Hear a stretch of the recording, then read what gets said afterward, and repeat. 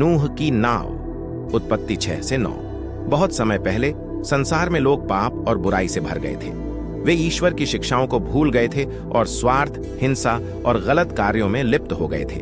लेकिन उस समय एक व्यक्ति था जो ईश्वर का आदर करता था और सच्चाई के मार्ग पर चलता था। उसका नाम था नूह। ईश्वर का संदेश। ईश्वर ने नूह से कहा, मैं इस दुनिया में बाढ़ लाने जा रहा हूं ताकि इस पापी संसार का अंत हो सके।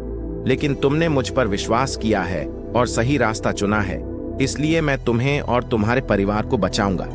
एक बड़ी नाव, आर्क, बनाओ और उसमें सभी प्रकार के जानवरों का एक एक जोड़ा लेकर आओ। नूह ने बिना सवाल किए ईश्वर की आज्ञा का पालन किया। उसने अपने परिवार के साथ मिलकर लकड़ी की एक विशाल नाव बनाई। लोग उसे देखकर हंसते थे और मजाक उड़ाते थे। वे कहते, नूह, क्या तुम पागल हो गए हो? यहां तो पानी का नामो निशान नहीं है, फिर भी तुम नाव बना रहे हो। लेकिन नूह ने ईश्वर पर विश्वास बनाए रखा और अपना काम जारी रखा।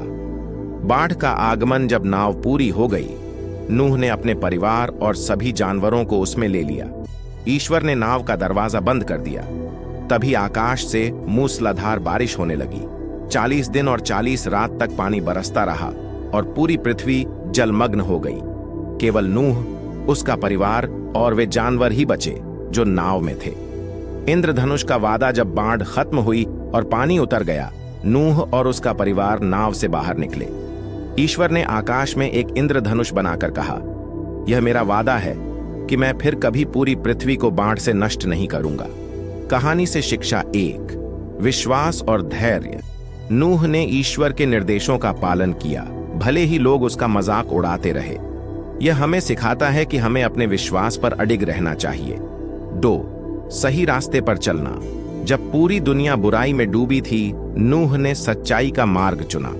हमें भी सही रास्ते पर चलना चाहिए, चाहे परिस्थितियां कैसी भी हों।